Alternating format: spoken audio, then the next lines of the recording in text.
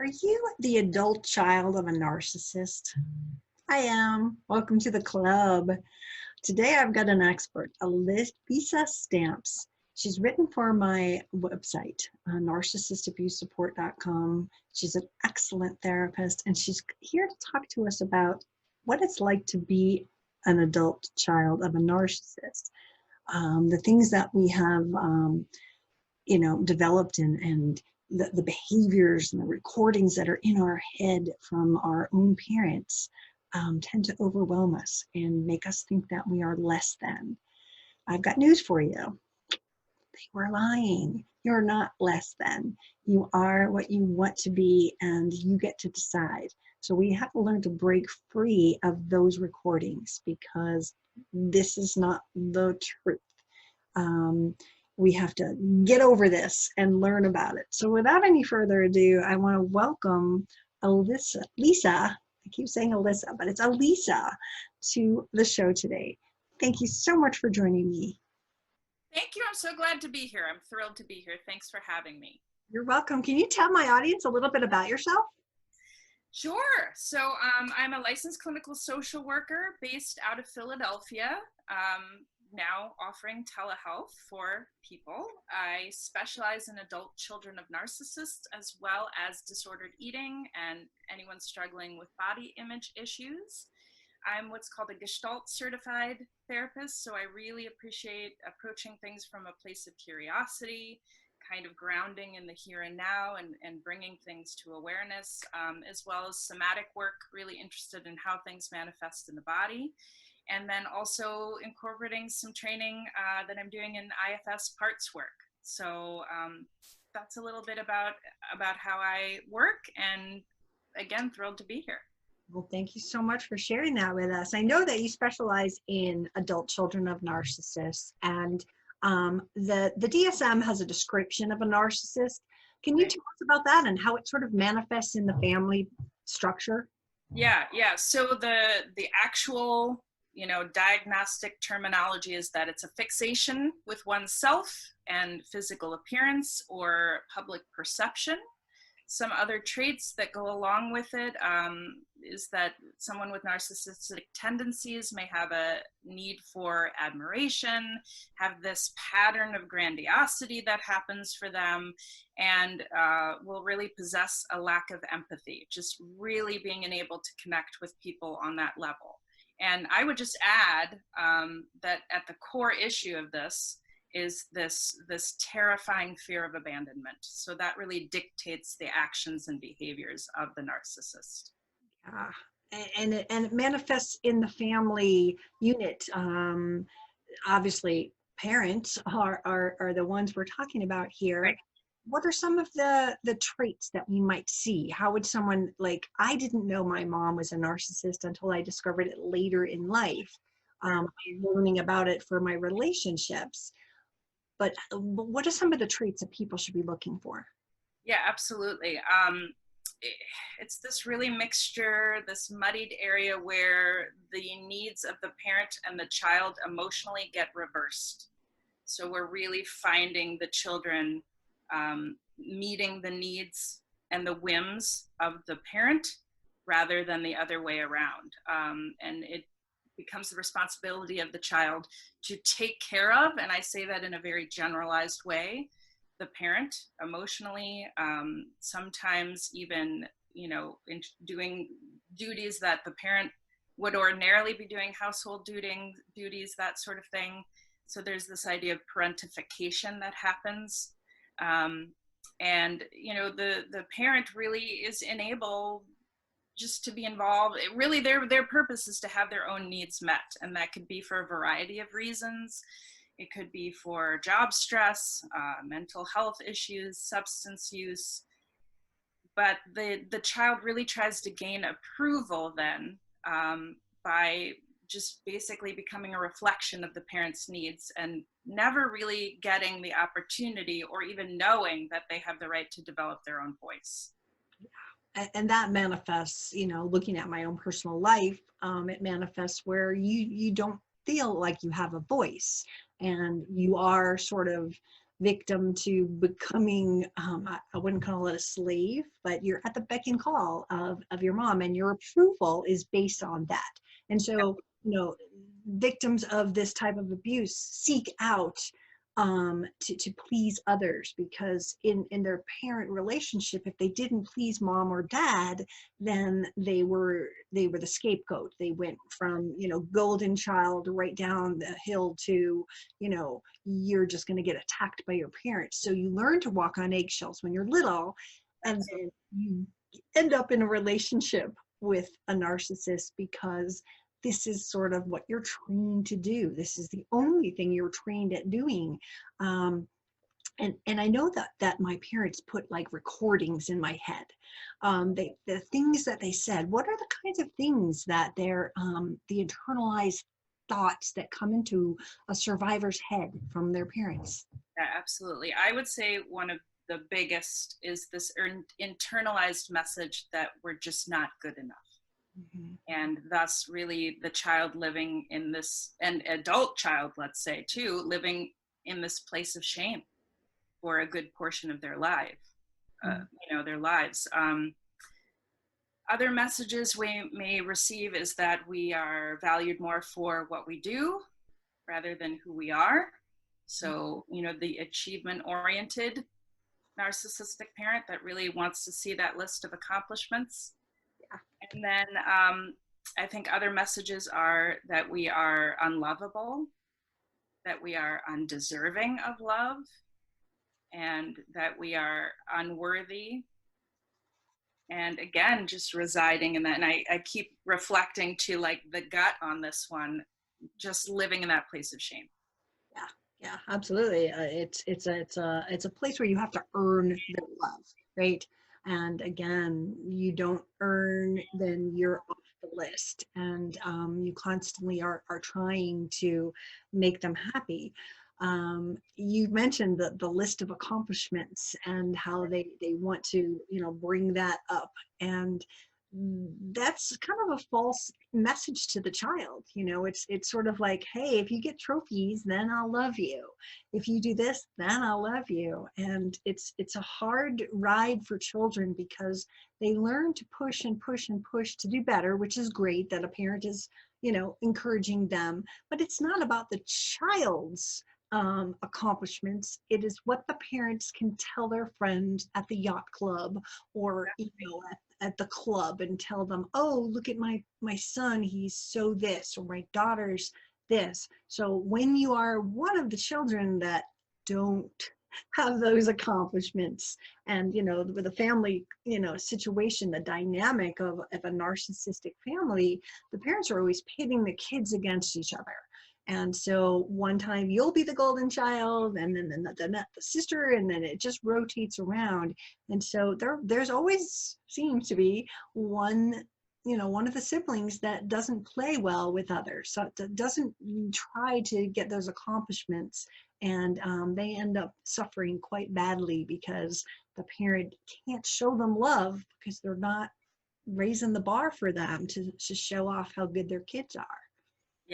Yeah, absolutely. It really falls into the kind of rules of maintenance of this narcissistic system. And, one that I think you're speaking to is this idea of triangulation, too, where, the alliances are formed generally at the whims of the narcissist. And then who's ever kind of out of it, you're right, becomes sort of the scapegoat, or a lot of times the forgotten child, too, the one that just, is really suffering with the neglect. Yeah, and I heard once from someone that I interviewed that the forgotten child is actually the one that escapes and gets away and doesn't have as many issues later in life because they've sort of walked away from the dynamic. I'm not going to play that game, and right. They end up being healthier than the ones that are so enmeshed into the struggle for power within the sibling system. Yes. Yeah. Yeah. And something else too that I rarely come across in my work, siblings that have been able to kind of pull away, so it's them against the system, because you're right, there is the splitting that happens, the pitting against one another, this idea that my my enemy, who is my sibling, is also my friend, and it just gets very mixed. So I believe it's really rare when the siblings remain intact. Mm-hmm. Um, I Yeah. don't find that usually happens in the system, unfortunately. No, it's happening for me and my family because my mom's gone. And while they both are on the dark side of the narcissistic wheel here, I think they've both started healing and working on their journey to become stronger. And so for the first time in almost 60 years, I feel like at least I have half people as sisters. You know, I still am not 100% sure on the trust factor. But without mom in the picture, it does allow for a little bit of healing, I think. And I'm looking forward to seeing if it can actually change them, knowing that they're narcissistic. I keep them at an arm's length, and you know, I'm protecting myself. But it's interesting to see how the dynamic has changed since my mom passed, and how we all perceived our triangulated life in different ways. Oh, yes. How each one was like, you were the favorite, no, you were the favorite, you were the favorite. And it's so weird to see again later in life and after the mom is gone, where the competition's over.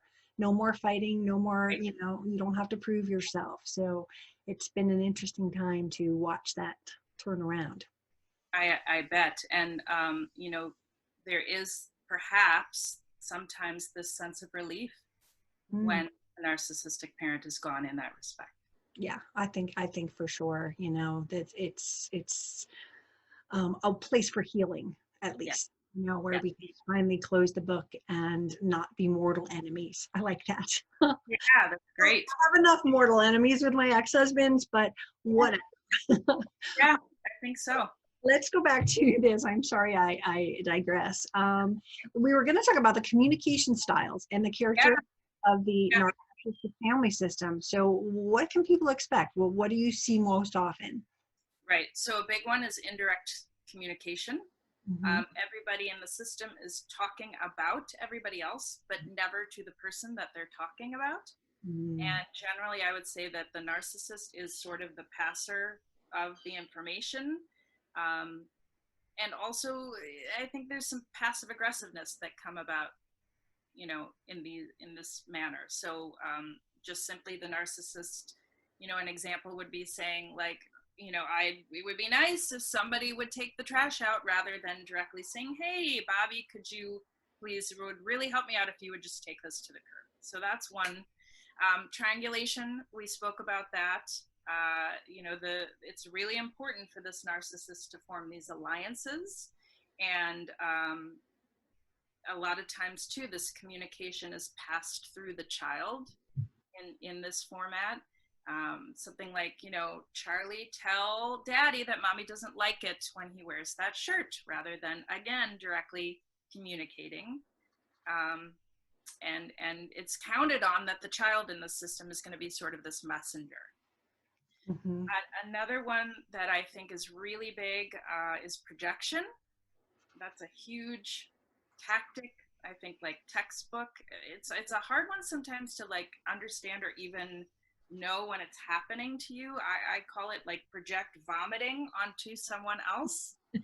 And then, so what the narcissist will do is take all the parts of themselves and all the emotions that they can't deal with and literally project vomit it onto their target, in this case, the adult child, and then attack all these parts of self that they despise.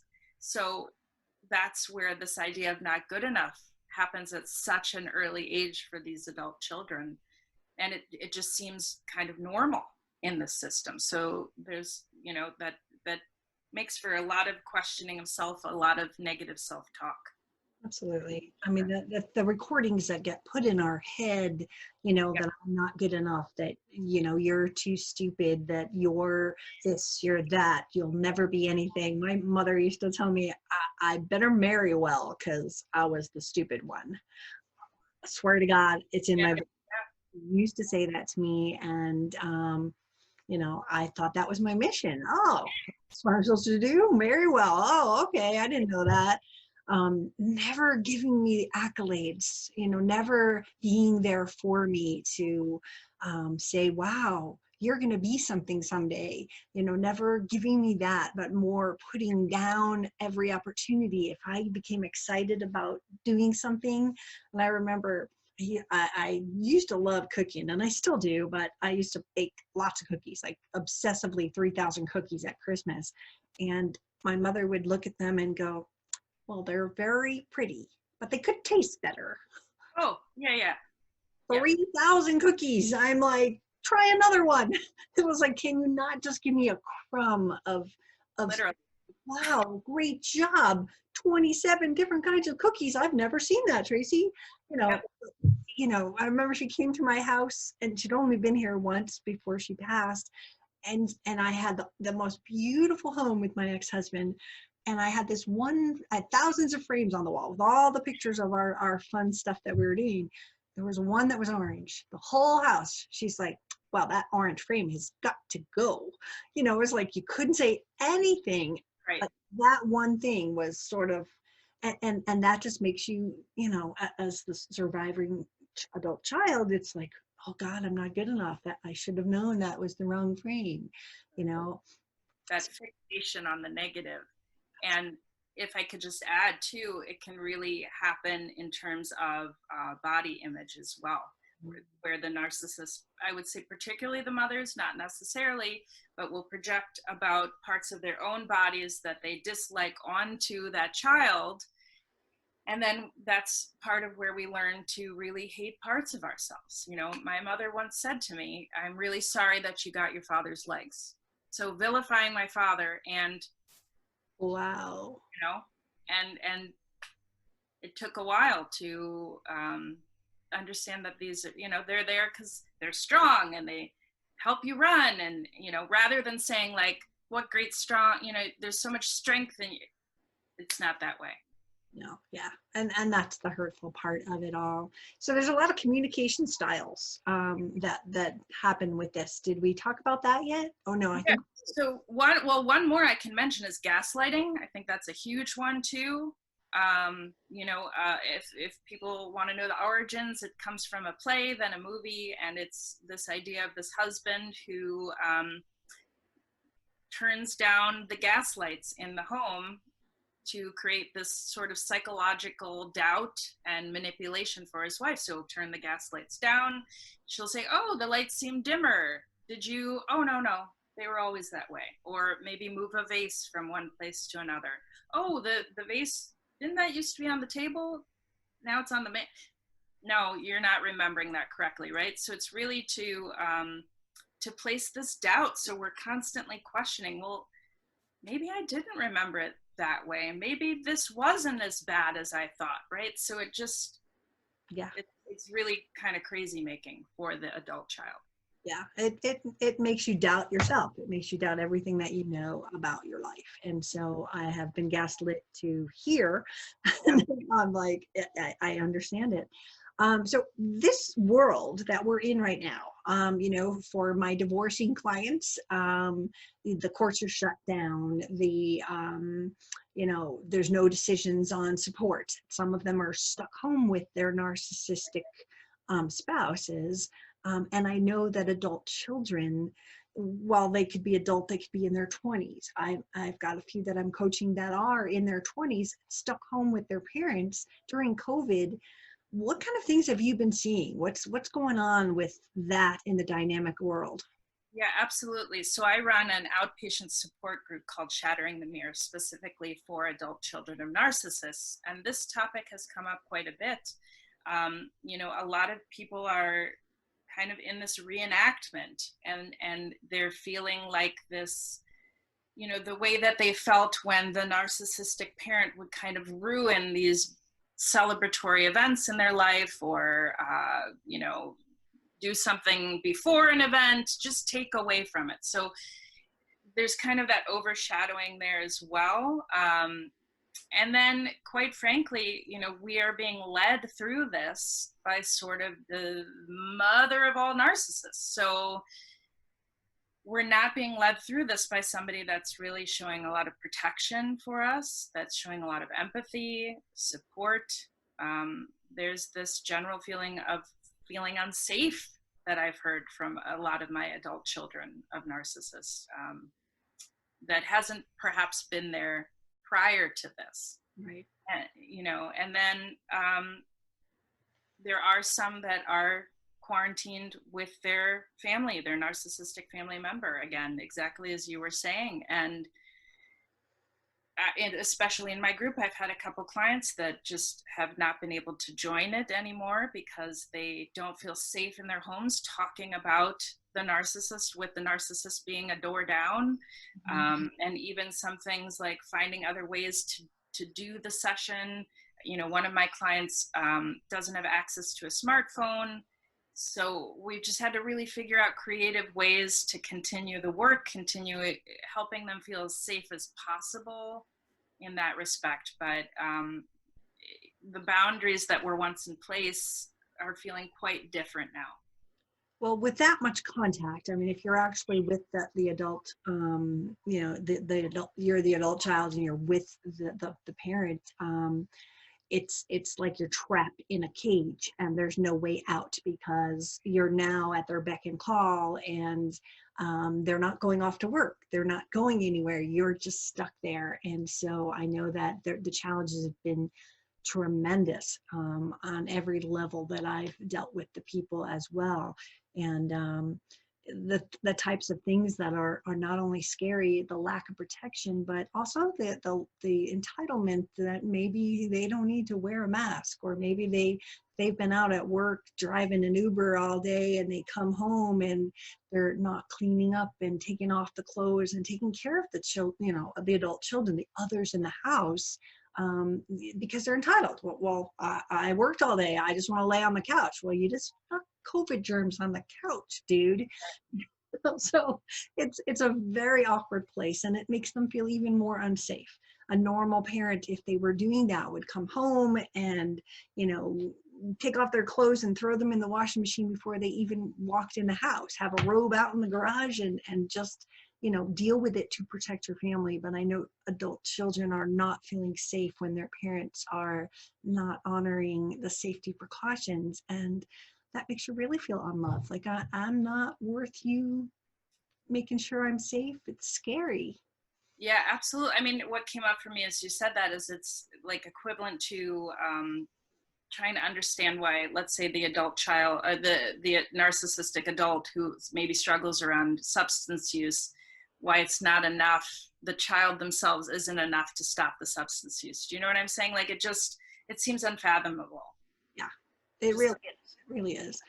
And I know I didn't learn about my mother being a narcissist. I always thought we just had the crazy family on the block. So I didn't learn until I was much older in life. Do you find that most people are learning earlier now, or are they learning because, like me, I had to have the narcissistic relationship to pick up the book and go, oh my God, that's my mother. Are you finding people learn about this earlier in life, or more like me, later in life? That's such a great question. It's such a mixture. So in some of my groups, I've had like a mixture of younger folks in the group and then like some older people as well. And what the older people often remark on is, gosh, I wish I was where you were learning about this at your age. And here I am, in my 40s and 50s. Right. So I think there's that. I would say, yes, I feel like people are beginning to learn. This generation is beginning to learn about this at a earlier age. There's a lot more information out there now too, so things are much more accessible. But then on the flip side of that, I'm starting a new section of my group come June 11th, and I've got an 80-year-old joining.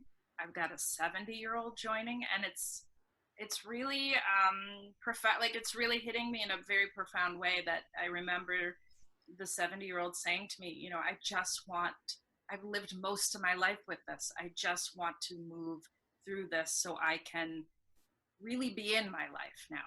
Wow. Yeah, That's beautiful that they're coming even at that age, because it's never too late to heal.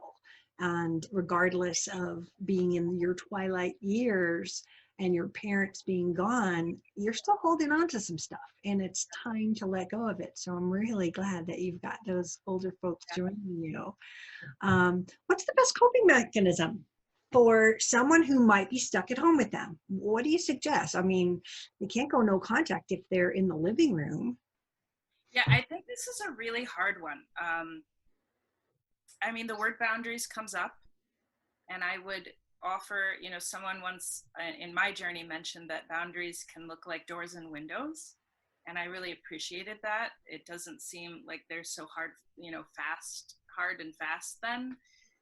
I would say whatever can be done to allow that space for self, be it closing a door, be it taking a walk, just to give space between you and the rest of this narcissistic family unit. Obviously, having your own support, whatever that looks like, be it an individual therapist, a support group, and finding a way to kind of make sure you're safe when you're doing that work. Yeah.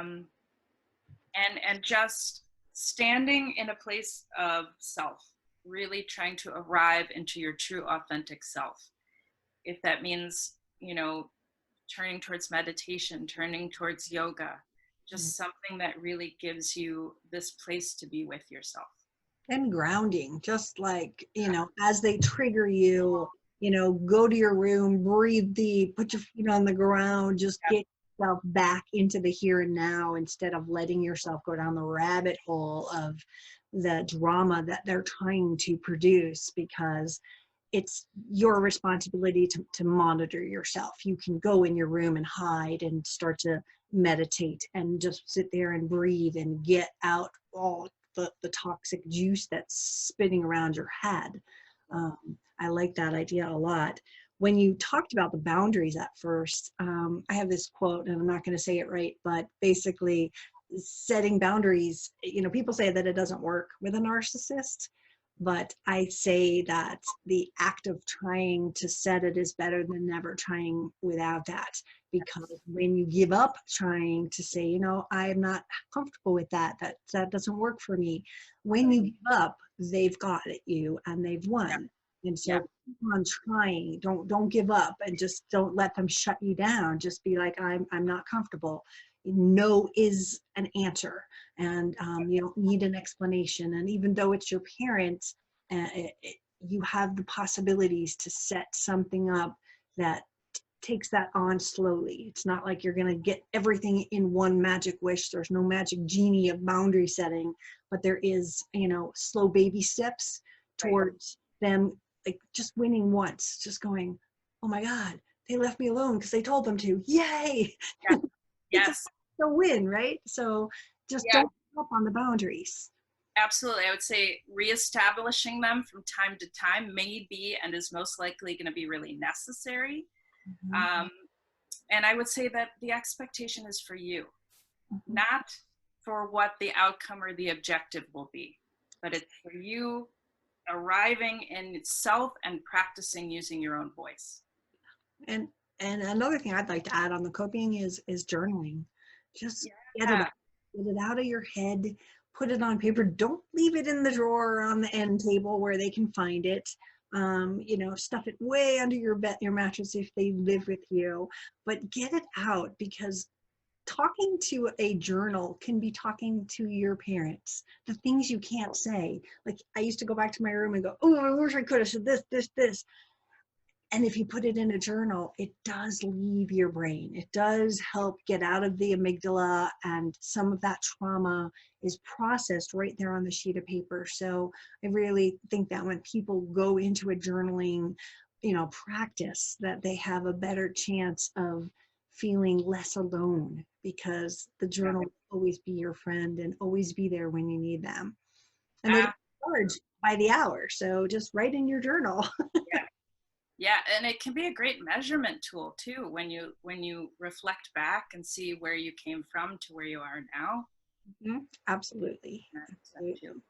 Well, thank you so much for joining me today and talking about the adult children of narcissists. I know that there's a lot out there that We need to help so many people. So I'm really grateful for your work, and thank you for being with me.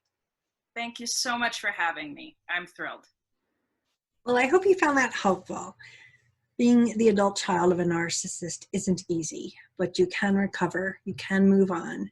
Your goal is to recover and move on, because if you don't understand the wounds that were caused by your parent, then you may be like me and marry one. So I hope this was helpful. Visit my website, narcissistabusesupport.com, for lots of helpful information. We've got a free ebook on narcissistic parents, and you can download that as well as all kinds of fun other things. So I will see you soon on my website, and thanks for joining me.